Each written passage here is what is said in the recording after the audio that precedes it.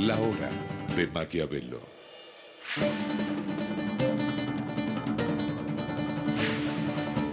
Para conocer a los que están detrás del poder.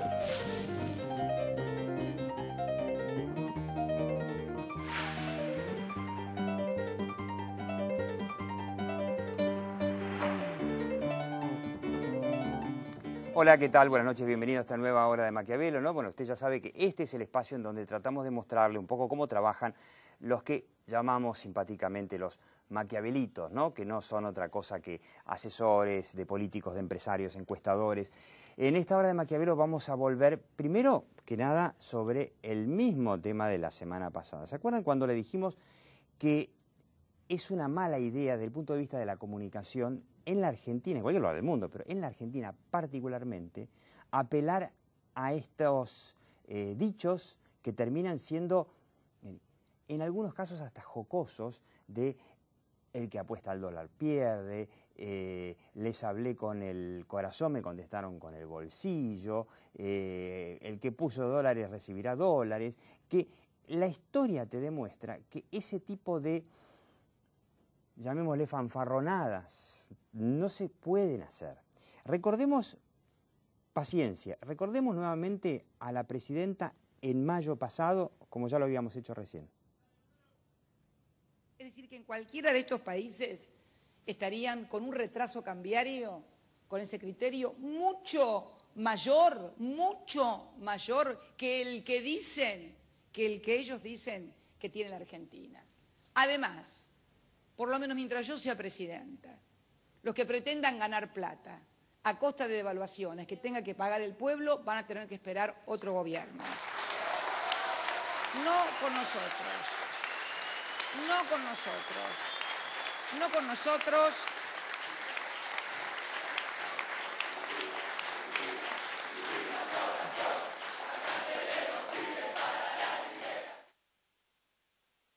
Cristina Corazón. Pero después, la semana pasada, el ministro de Economía, Kicillof, hizo exactamente lo mismo. Veamos.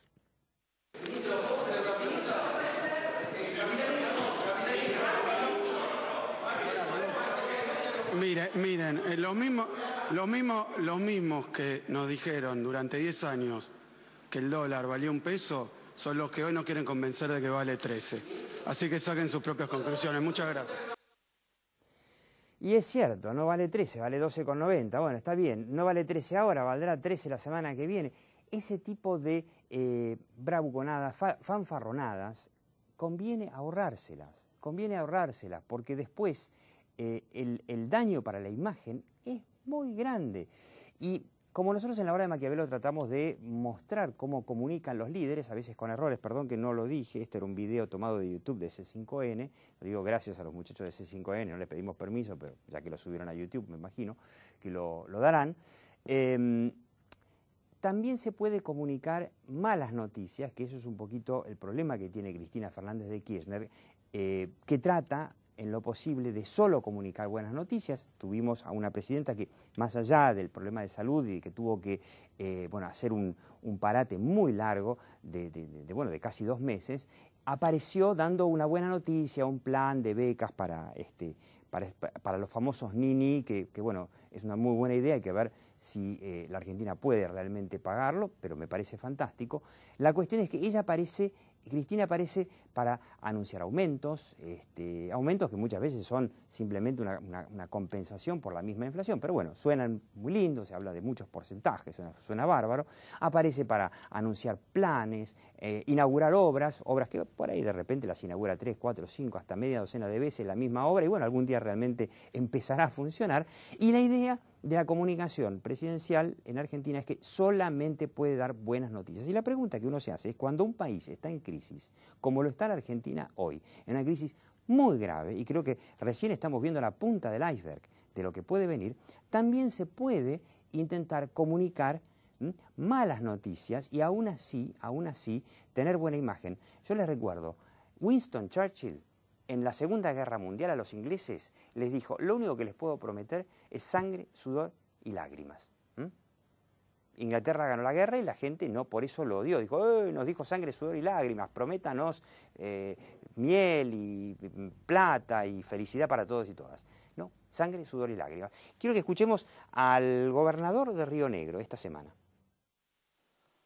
Rionegrinas y rionegrinos, este mensaje de hoy tiene la finalidad de transmitirles a ustedes una serie de medidas que he decidido tomar en el ámbito de mi responsabilidad en el Ejecutivo de la provincia de Río Negro y que tienen como finalidad empezar un proceso de reducción de gastos y de ordenamiento de las cuentas públicas provinciales a partir de las dificultades con las que terminamos el año y a partir de las previsiones que tenemos que tomar para que las cuentas públicas, para que el presupuesto de la provincia de Río Negro pueda ser cumplido de acuerdo a como los rionegrinos lo necesitan y lo merecen. No podría pedirle yo a los rionegrinos que nos acompañen y no podríamos pedirles a los empleados públicos que nos entiendan si desde los más altos niveles del gobierno provincial, si desde el Poder Ejecutivo Provincial no fuéramos los primeros en dar las muestras de austeridad y de reducción de gastos. En virtud de ello, voy a anunciarles las siguientes medidas que tienen que ver con mi responsabilidad como jefe del Poder Ejecutivo Provincial y que son medidas que van a impactar en el presupuesto de la provincia, pero que también terminan de una vez por todas con distintos comentarios, opiniones, críticas, puntos de vista que hemos escuchado en los últimos tiempos. En primer lugar, he tomado la decisión de reducir en un 50% los funcionarios del Poder Ejecutivo Provincial. De 340 funcionarios que tiene hoy la provincia de Río Negro, solamente quedarán en funciones 170. Bueno, ahí lo teníamos, ¿no? Bertalinec se llama el gobernador de Río Negro. También se puede dar buenas noticias y hay que ver si esto a la gente le cae bien o le cae mal. Quédate aquí en La Hora de Maquiavelo. La Hora de Maquiavelo.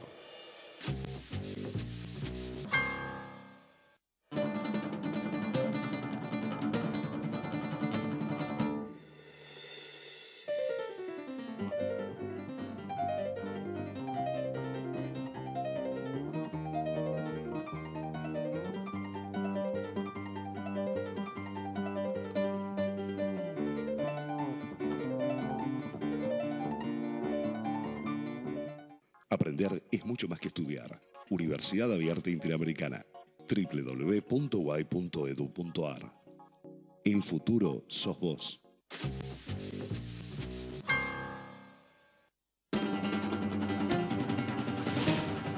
La Hora de Maquiavelo. Bueno, le digo con quiénes estamos. Empiezo por acá, por mi izquierda, su derecha. Claudio De Stefano, ya lo conoce, el hombre periodista, experto en lo que pasa en el mundo empresario, particularmente, ahora le vamos a decir por qué está, particularmente Claudio De Stefano.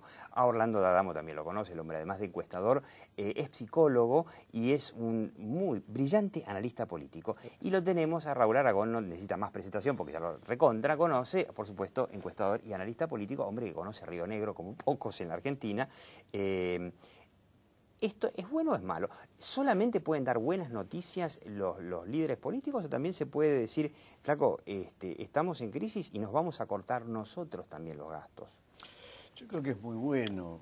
El efecto final sobre eso es mínimo porque la incidencia de los sueldos de esos 170 funcionarios sobre el presupuesto de la provincia no es significativa. Pero es un símbolo importante. Pero es una señal importante y en realidad más que eso no se le puede pedir que haga en ese ámbito. Recordemos que la policía, a ver si me equivoco, la policía de Río Negro, en toda esta boleada de motines policiales, es la que más aumento logró, creo que 100%. Sí.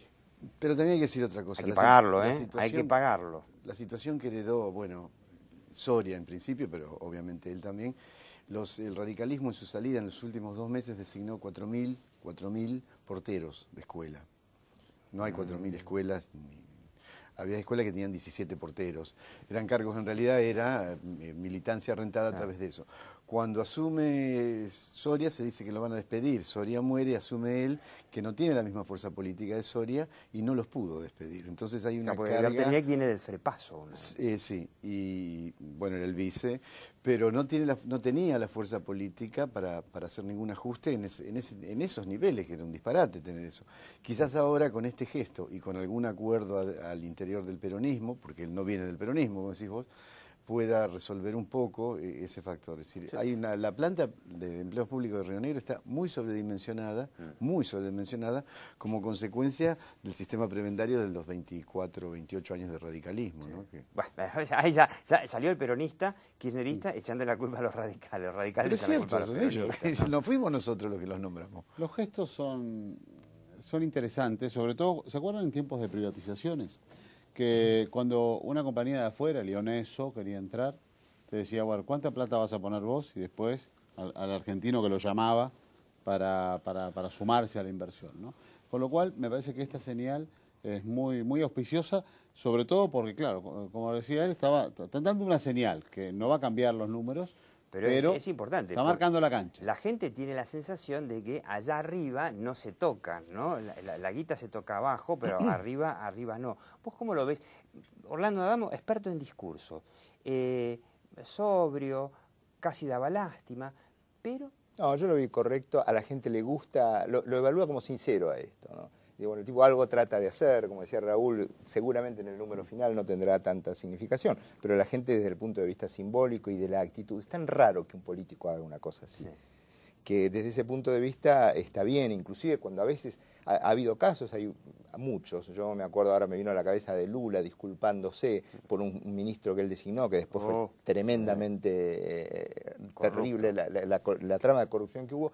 Y él salió y dijo, a diferencia de otros países donde te dice, bueno, que la justicia decida por el momento, él dijo, no, lo acabo de pedirle la renuncia, es mi error, asumo la culpa, pero yo conviví en mi lucha política 35 años con él, desde el sindicalismo hasta acá. Entonces la gente dijo, bueno, te entiendo. Es lógico, a cualquiera le puede pasar una cosa. Yo digo porque lo que vimos, en realidad es lo que se viene a nivel nacional. Las provincias no tienen la posibilidad que tiene el gobierno nacional de darle a la maquinita y financiar el gasto con la maquinita. Las provincias dependerán de Cristina, de la plata que les pase Cristina, que ven que ya la plata nacional se está agotando, y de lo que puedan cobrar con impuestos. Los impuestos en las provincias no da más. La carga impositiva de las provincias están al tope. Esto también tiene otro efecto, o posiblemente tenga otro efecto. Es noticia, fue tapa, es noticia nacional esto de ver el TICNEC. No sé si casi no obliga a otros gobernadores a tener una actitud similar. Y el problema de eso, lo que conlleva, lo que no se ve de este problema, es que esos 170 que no están, responden a compromisos políticos. Claro. Están ahí porque, bueno, como lo contaba él, ese es el tema. Son compromisos políticos. ¿Cómo haces ahí? Es difícil. Hoy renunció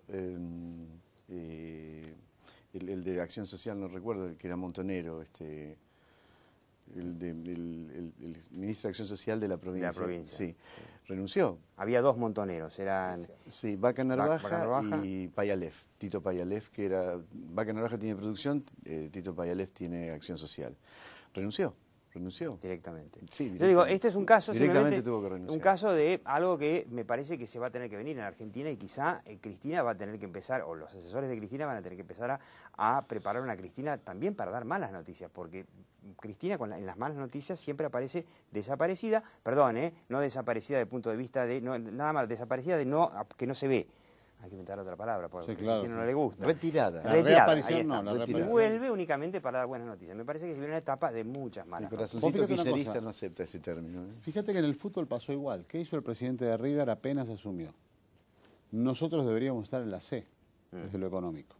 Cuando Pasarela había dicho que River iba a ganar el campeonato económico, ¿no? O sea, en los clubes también se ve, en las empresas también se ve. Los clubes de fútbol están quebrados, están todos. Pero vos fíjate que también el sinceramiento se empieza a dar desde todos los lugares. En Italia, perdóname, en Italia, ahora me vino a la cabeza la ministra de Trabajo que empieza a hablar de no la reducción de las pensiones, que no se podía, sino que no le iban a poder aplicar más el costo de vida, que es un costito de vida. Sí, 1% por año.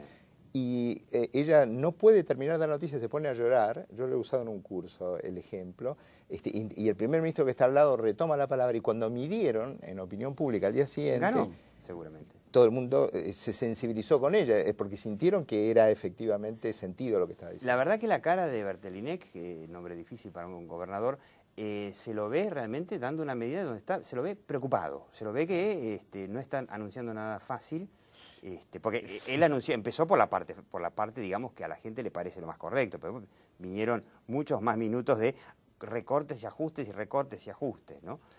Ahora, Diego, hay una cosa, no ha habido un solo presidente que no se haya contradecido, ¿no? Es decir, Alfonsín, la casa está en orden, síganme que no me yo voy a defraudar. Dólar, todos se han...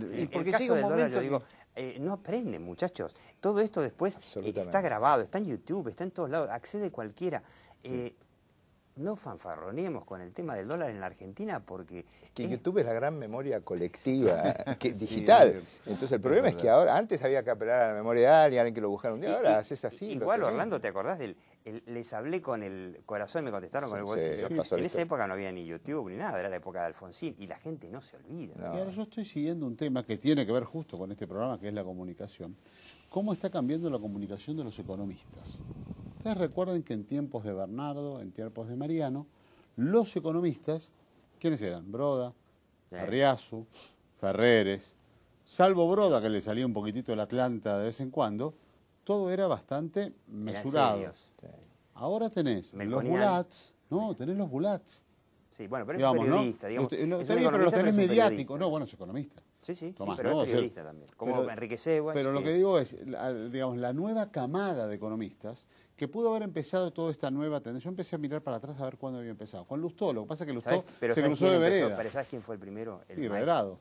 Pero el maestro de ese tipo de comunicación. Bueno, de Pablo. De Pablo. Está bien. Claro. Pero de Pablo era la mosca blanca dentro de los demás, que eran todos muy... Y sigue siendo, de Pablo sigue siendo, porque lo escuchás, es el tipo más divertido. Sí, pero se ha mediatizado mucho al economista. Sí. Vos fíjate que si mirás el programa de Santiago del Moro Intratable, tenés siempre 2 economistas por programa. Con lo cual, y eso sumar en las redes sociales. Cada uno de ellos tiene 50.000, 60.000, 70.000, 100.000 seguidores, y después eso se potencia. Stars, son pequeños stars. Ahora, Claudio, yendo al tema de los empresarios, ¿no? Esta semana, otra vez, sobre el acuerdo de precios cuidados, que me parece que terminaron descuidados con esta devaluación del dólar oficial, subieron los precios. No hace falta que se lo diga, subieron todos, precios de comida, medicamentos, lo que quieran. No, y una increíble. Antes, cuando vos querías parar todo, tenías que llamar a todas las sucursales. Ahora desconectás el sistema. Es más fácil. Le pones off y desconectás de todo el sistema. Y lo vimos otra vez a Kicillof, a Kapitanich, amenazando a los empresarios con que los que suben los precios los van a clausurar. Nos volvemos cada vez más chavistas, ¿no? Y ahora supuestamente se hizo un acuerdo con algunos precios para retrotraer algunos precios con algún tipo, la verdad que todo confundido, pero nuevamente todo este ejercicio de acuerdos de precio, acuerdos de retrotraer precios, amenazas de clausura, en definitiva lo que logra, en ese sentido el gobierno es bastante inteligente, es de cargarle con la culpa de la inflación a los empresarios. Porque en definitiva la gente dice, claro, son ellos los que aumentan los precios, sí, es cierto.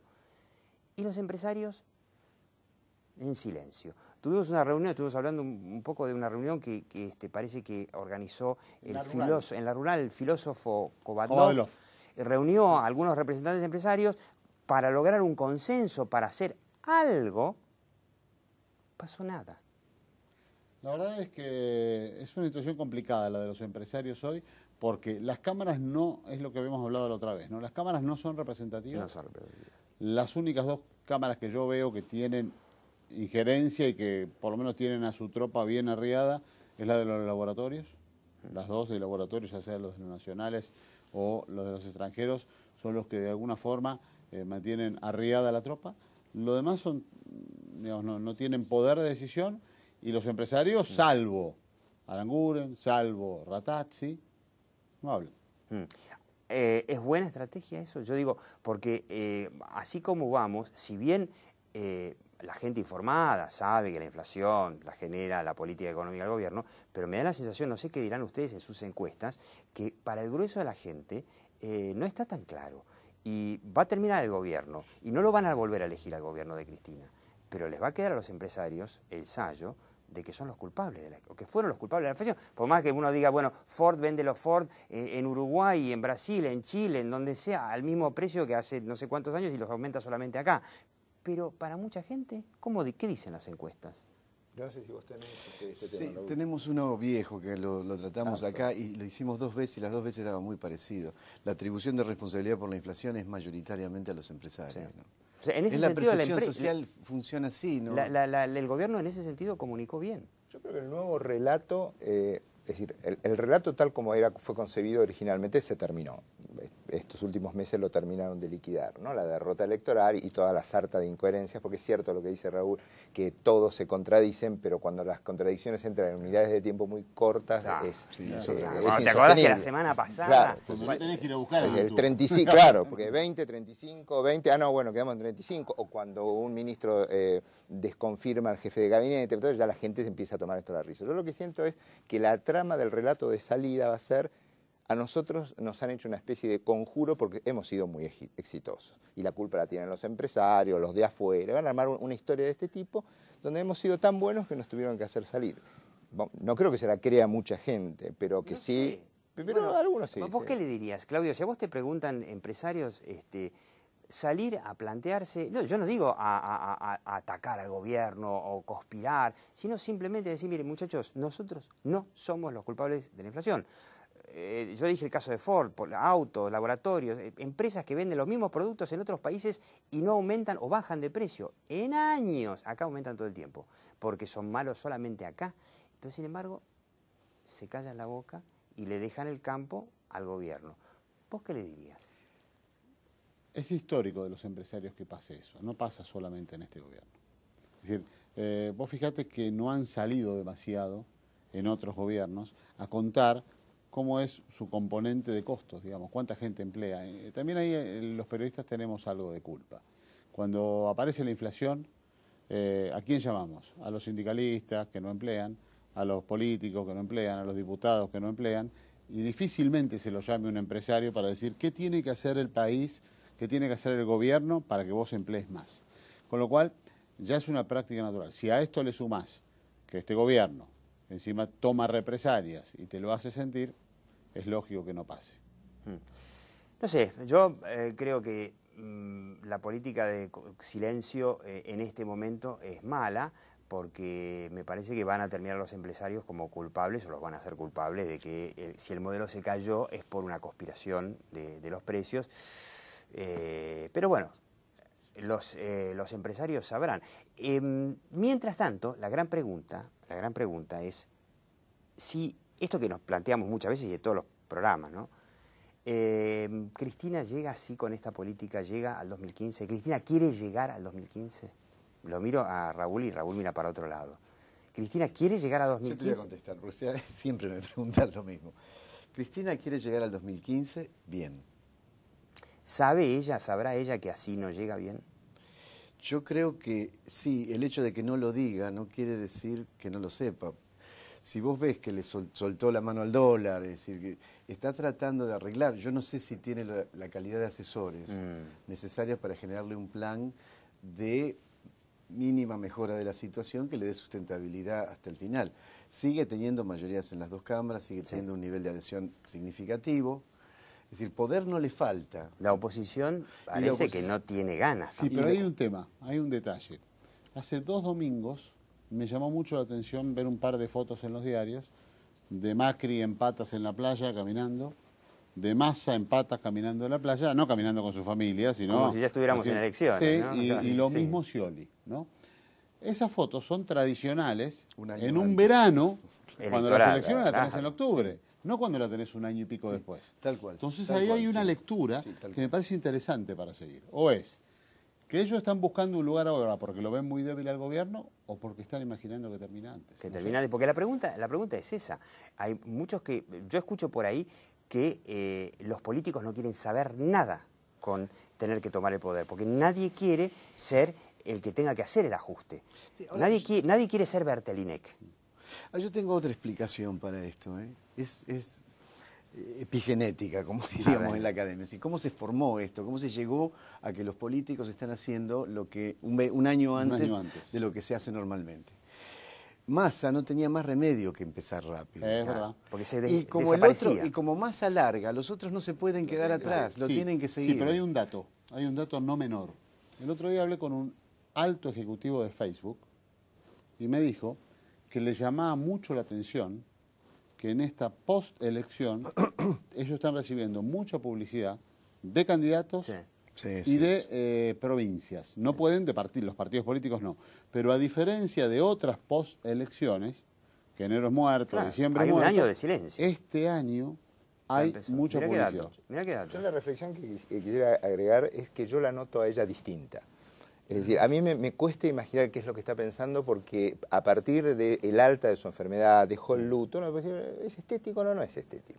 Una persona que está 3 años de luto y de golpe lo deja, porque no necesitaba estar 3 años, bueno, algo está sucediendo. Cambió su estilo de comunicación en el sentido de que no está todos los días en los medios, ha dejado que otros ocupen lugares. Yo no sé bien qué es lo que está pensando, pero yo creo que ella tiene un problema muy serio, me parece, no solo ella, sino sobre todo algunos funcionarios que son muy rígidos dogmáticamente, que la realidad que ellos imaginan no es la realidad con la que viven y si tuvieran que pensar como tengan que pensar cómo van a ser los próximos meses, días, semanas, cuando empiecen las paritarias, por ejemplo. Y esto es ya. Que ya. Yo creo que se van a encontrar con una realidad que hay una cosa en psicología que se llama disonancia cognitiva, ¿no? Que es cómo tratás de explicar aquello que te resulta disonante, cómo tratás de ajustarte. Uno trata de hacerle zapping, digamos, a eso. Es una de las opciones, hay varias. Una es tergiversar las cosas, decir, me parece esto, como el tema del cigarrillo, ¿no? Fumar hace mal, pero bueno, mi abuelo fumó hasta los 108 años y se murió porque se le cayó un árbol en la cabeza. 50 un rayo. casos en contrario. Rayo o palometas, que son las novedades de este verano, ¿no?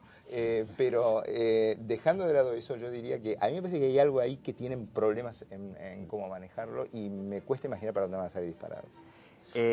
Nos vamos, terminamos en esta hora de Maquiavelo y le digo como siempre, ¿no? Usted puede ver este programa online en el canal de YouTube de La Hora de Maquiavelo y muchísimas gracias a Claudio De Stefano, a Orlando D'Adamo y a Raúl Aragón y le digo como siempre, ¿no? Mire, desde hace casi 12 años, la realidad está ahí, algún día vendrá y se hará cargo de nosotros. Pero aquí, en La Hora de Maquiavelo, lo que nos importa es la percepción. Chao, hasta la próxima Hora de Maquiavelo, aquí los domingos por Metro a las 10.